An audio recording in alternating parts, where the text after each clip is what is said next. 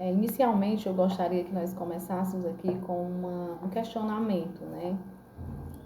Você parar para pensar, se nós conhecemos muito bem a nossa casa, o nosso ambiente de trabalho, mas como é que está o nosso conhecimento interior, né? Como é que está esse meu autoconhecimento? Então, nesse momento, eu gostaria de que a gente fizesse essa reflexão, como é que anda o meu eu, né?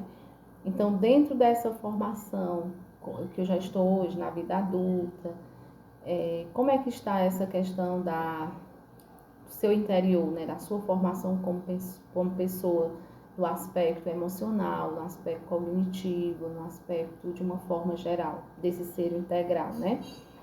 Então, eu gostaria de comparar aqui todo esse desenvolvimento nosso, humano, como uma árvore, né? Então, a árvore, ela vai ter o quê? Suas folhas, ela vai ter a sua raiz, ela vai ter o caule, né? Tronco. E aí, nessa nossa formação, para que essa árvore, comparando o ser humano com uma árvore, para que ela realmente seja uma árvore florida, para que ela seja uma árvore que tenha uma firmeza, nós precisamos dessa base. E essa base, ela vem desde a nossa formação, da educação infantil até a vida adulta, né? Então, nós temos aí os estudiosos, Jean Piaget, Vygotsky, Vallon, né? Que eles vão mostrando esse desenvolvimento de acordo com as suas fases. Por exemplo, Jean Piaget, ele divide nas fases, né? Vygotsky, ele já diz o quê? A zona de desenvolvimento proximal, e ele defende muito a questão do meio, já que ele é interacionista. Então, para que a gente esteja esse ser integral, que a gente sempre fala, né, que a gente tanto fala, se faz necessário todos esses aspectos estarem sendo trabalhados, né? Então, ao nascermos, nós temos uma substância chamada mielina, e essa substância, de acordo com os estímulos, ela vai sendo trabalhada, vai sendo realmente estimulada, e é quando a criança começa com os seus primeiros movimentos. Por que é interessantíssimo a criança ser avaliada até o seu primeiro aninho de idade? Mensalmente ela está no pediatra, né? Exatamente porque cada avaliação feita pelo pediatra, ele vai detectar se essa criança tem alguma dificuldade ou algo que esteja mostrando atraso, né? Então, por isso que é importante essa criança ser avaliada no seu primeiro ano de vida, para que ela possa, porque às vezes é só algo tão simples, né? Tem até o caso de uma síndrome que é muito rara, síndrome de Watts, que ela realmente é detectada em torno dos seus 8 meses, 6 a 8 meses, e é uma síndrome raríssima, né? Eu conheço, inclusive, uma criança que ela foi detectada aos 6 meses, hoje essa criança está com 4 anos, e como os pais cuidaram cedo, né, ela hoje está andando, está começando a falar com 4 anos, mas porque os pais descobriram, ela tinha 6 meses de idade, né?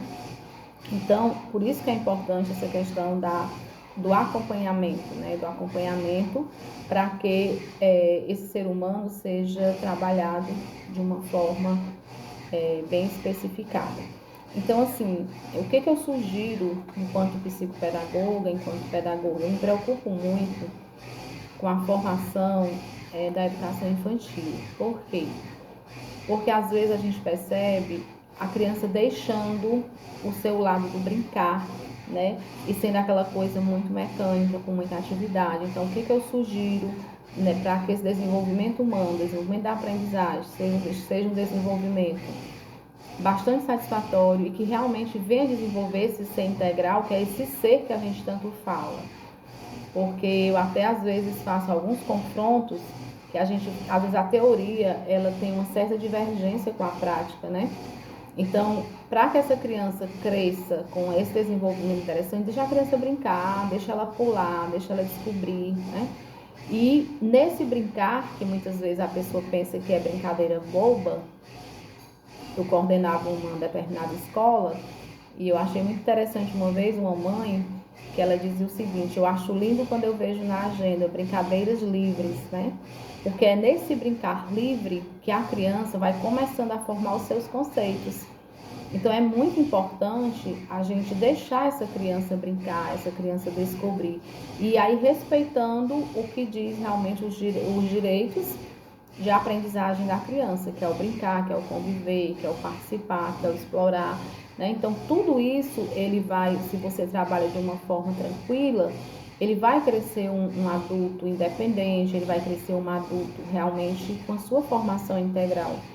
Então, hoje, dentro da BNCC, que eu sou, assim, defensora da questão da regulamentação da BNCC, onde ela trabalha as 10 competências, 5 são cognitivas e 5 são socioemocionais, né?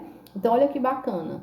Se já percebe-se que está se dando bem o valor necessário à questão do socioemocional, porque anteriormente se trabalhava como se fossem as caixinhas, né? Então, tá aqui a caixinha do português, tá aqui a caixinha da matemática, tá aqui a caixinha da história. E hoje você trabalha dentro, por exemplo, da educação infantil, dos campos de experiência. Então, esses campos de experiência, você vai trabalhar várias coisas de forma...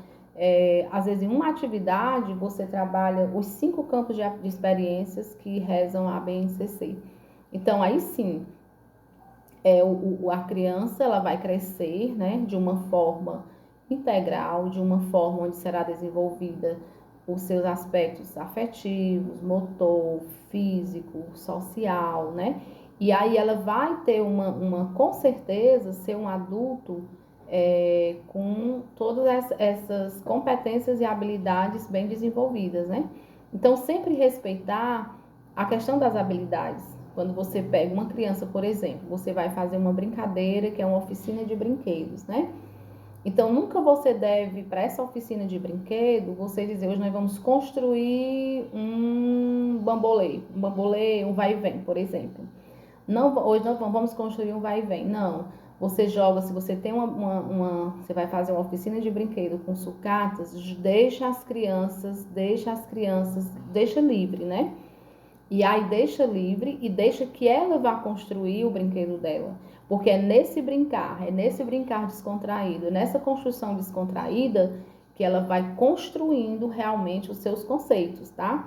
Então, eu sou muito defensora do brincar livre, né? E na educação infantil dessa forma, e no fundamental e no ensino médio e até na universidade, você nunca se achar o professor como o mero, que é o que sabe de tudo. Não. O professor hoje, ele deve se comportar, né, que até nós trabalhamos hoje a educação de forma horizontal, onde o professor ele é um mediador. Então, é nessa troca que você aprende. Você ensina e você aprende, né? Então, é uma troca maravilhosa que eu sempre costumo dizer que eu entro numa sala de aula e eu nunca saio como eu entrei. Eu venho com uma bagagem bem maior produzida pelos meus alunos, porque quando você joga para o aluno produzir, o resultado é bem significativo, tá? Então, assim, fechando essa parte desse módulo, né, da desenvolvimento da aprendizagem, eu gostaria de deixar bem claro para sempre ser priorizado tanto o aspecto interno como o aspecto externo, né? E para que esse ser seja desenvolvido de uma forma integral e sempre priorizando a questão da relação.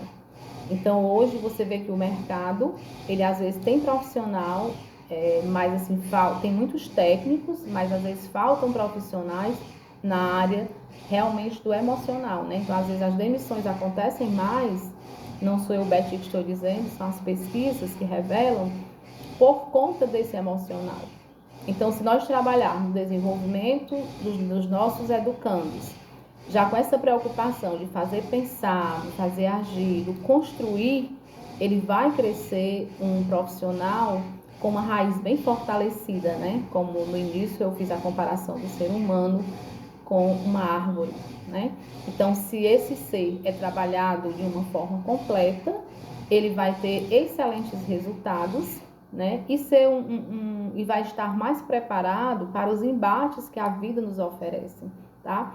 Então, aqui eu deixo, a gente conclui, né, esse módulo da disciplina e que, para mim, enquanto profissional, eu sempre digo, vamos ter muito cuidado com a questão das relações, né? O ser humano, para que ele possa realmente ser um ser humano que possa se defender, que possa ser um grande profissional, ele precisa realmente estar com seu aspecto emocional bem trabalhado.